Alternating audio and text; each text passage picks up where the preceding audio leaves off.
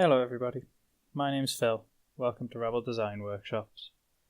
Today is the second video in the Inktober series. So the second day was Tranquil. As you can probably guess from the title of this video, I'm not too impressed with what I ended up doing for this one.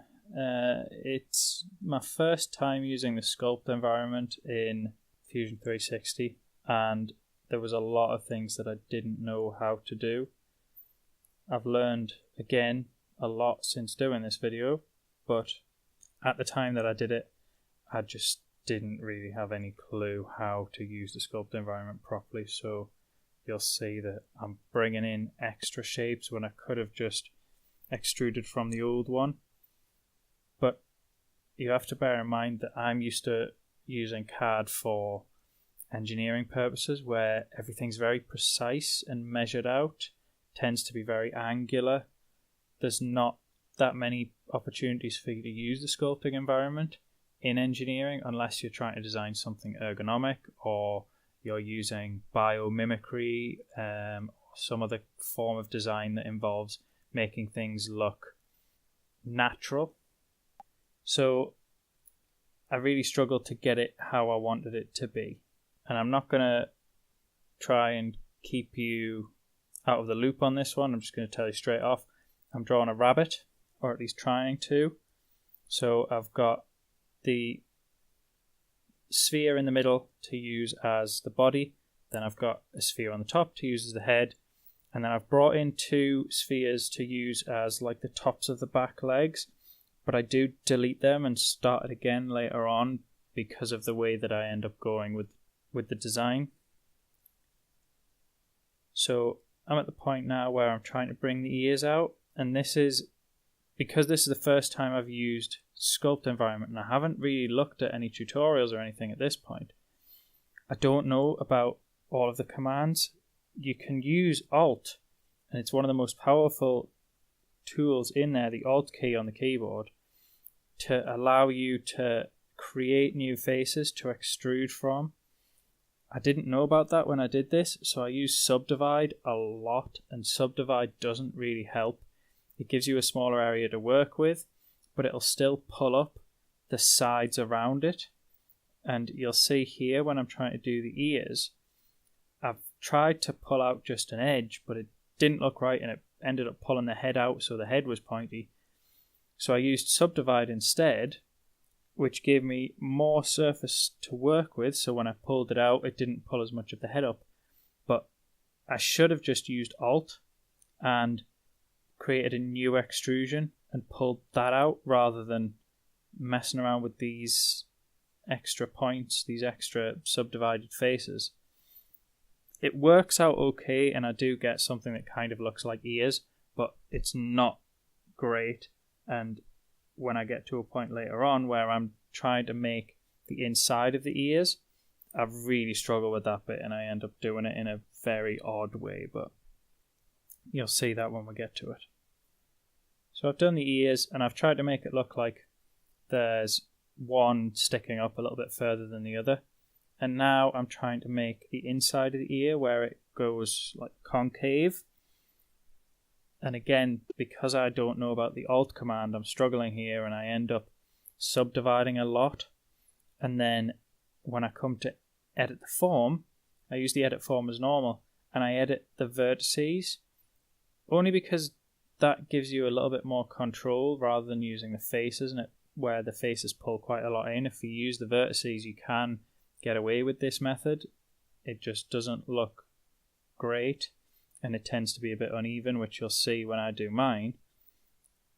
I've picked all those vertices up and I've moved them in, and they look okay. It has made it concave, but it doesn't look natural is the problem. But I've got them in, I've made it look concave, I've made it look like it goes in, so it'll do.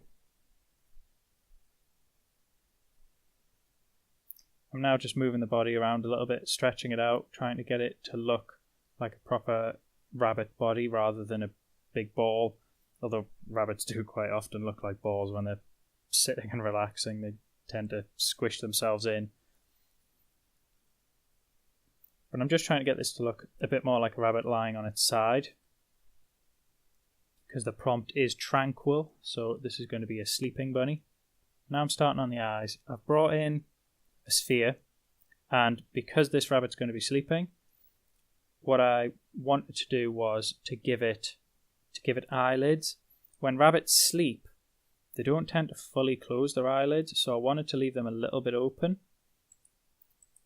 which I do later on after I've got the shape of the eyeball how I want it. So I'm now taking that sphere and I'm stretching it out to make it look like an eyelid to put over the top of a sphere that I'll put inside to be the eye. So I'm just stretching the edges out, making them pointy on the edges so it looks like an eyelid. And then I cut away those faces to put a hole in so you can see the eyeball from inside. Later on I decided that I don't like that, it doesn't look quite right. So I end up filling that in, which you'll see later on, and I just make them fully closed eyelids. For the nose I just brought in another sphere again, stretched it out widthwise and squashed it down a little bit height-wise, and then just extruded out the bottom few faces to make it look a little bit more like a rabbit's nose. I should have made the face a little bit pointier coming out to that nose, but again it was an issue of not really knowing how to use the tools properly.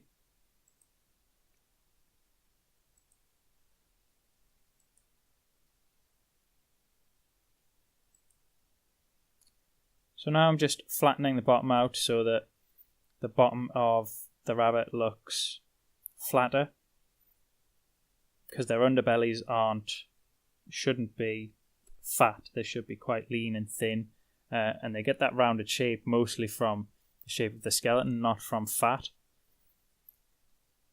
So the underside of a rabbit's belly is quite lean and flat really. So I flattened that out a bit and pulled the chest in a touch. And now I'm starting on the tail. Again, rabbits' tails, although they're kind of portrayed as being very round and poofy, tend to be quite long and flat. So I'm flattening it out. It's still round, but it's flatter and it's longer than you would maybe see on like a cartoon or an animation or a drawing of a rabbit. Sometimes they're smaller and rounder. It's just they tend to be, and since I'm basing this off my rabbits who do have quite long flat tails, that's the kind of tail that I'm going for. You see here, this is the point where I fill that eyelid in because it just doesn't look quite right. So I just use the fill, connect edges, whatever the tool's called, to fill that hole in, and then I've fully covered that eyeball up. And then because I don't need the eyeball, I end up just hiding the body because it's not actually seen behind the eyelid.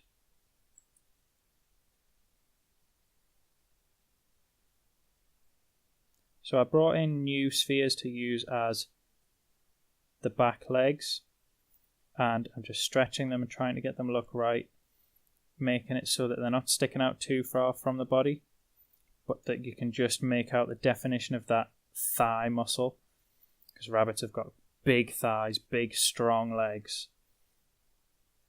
So I'm trying to get that in there to show that, and then I'll bring in another sphere and stretch that out flat to make into the foot. This is another point where if I'd known how to use the tools better, it probably would have looked better than it does. A lot of this ends up just being, oh, that's close enough.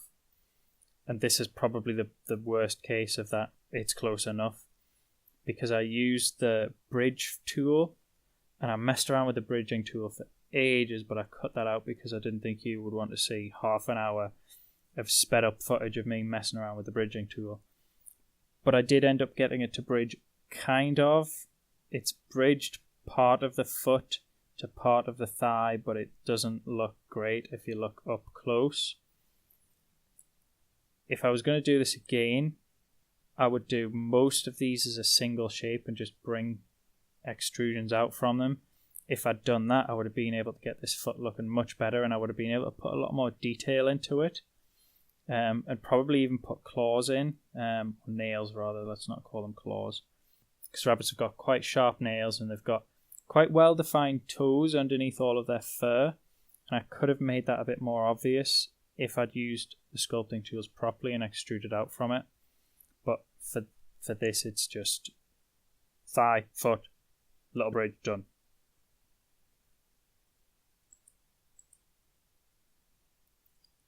And then again with the arms, I haven't done a great job here. I don't know why I ended up using the vertices as the pickup points, but for some reason I thought that was the best way to do it. This is a quad ball rather than a sphere, so it's almost like a cube with spheres on either end, just rounded out. I thought that would give me a better sort of definition, which it did, but because of the way that I ended up manipulating it, it ends up just being a bit of a wobbly mess. I was trying to make it look like almost like a sausage, like a bent sausage, because that's when rabbits lie on their sides, their arms go a bit floppy and they end up looking like just little bent sausages coming out of the chest almost. And that was what I was going for, and it kind of works, but not great.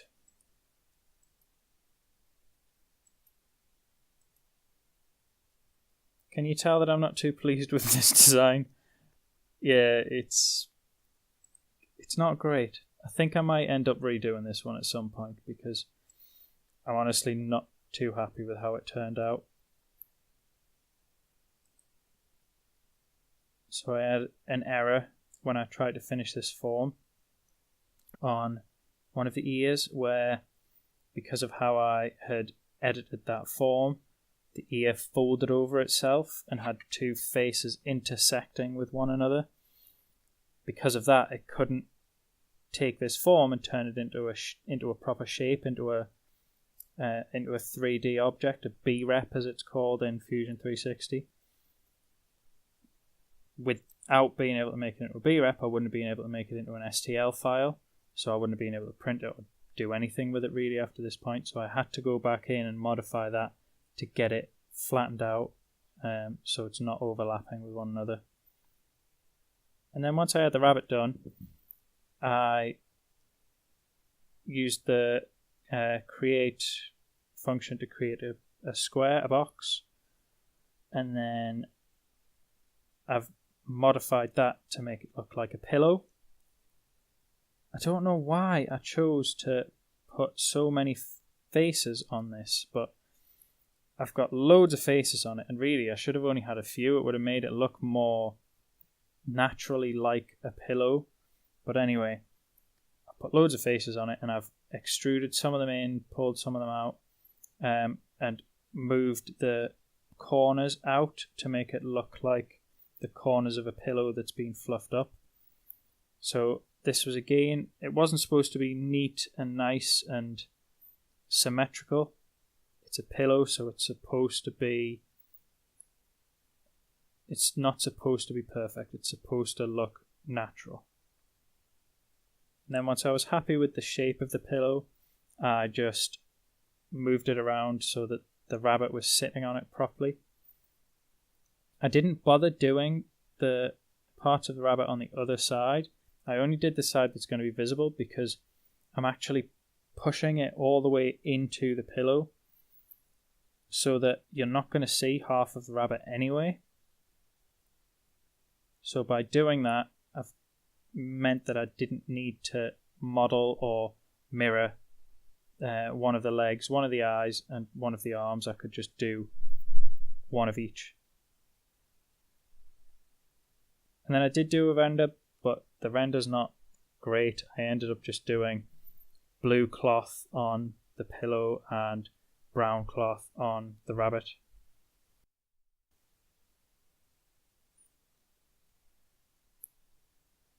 This hasn't been the best design that I've done.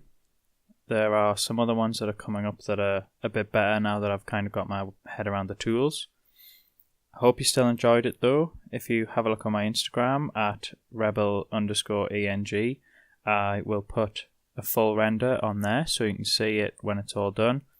I will probably be making all of the Inktobers that I do at some point, but that probably won't be for a while. So I hope you enjoyed it, and I hope you'll stick around and watch the next one when it comes out eventually. I'm not sure when it'll be. I seem to be managing to get one done a month at the minute, so hopefully sometime in January you'll see the next one. Thanks for watching. Hope you enjoyed it. Bye.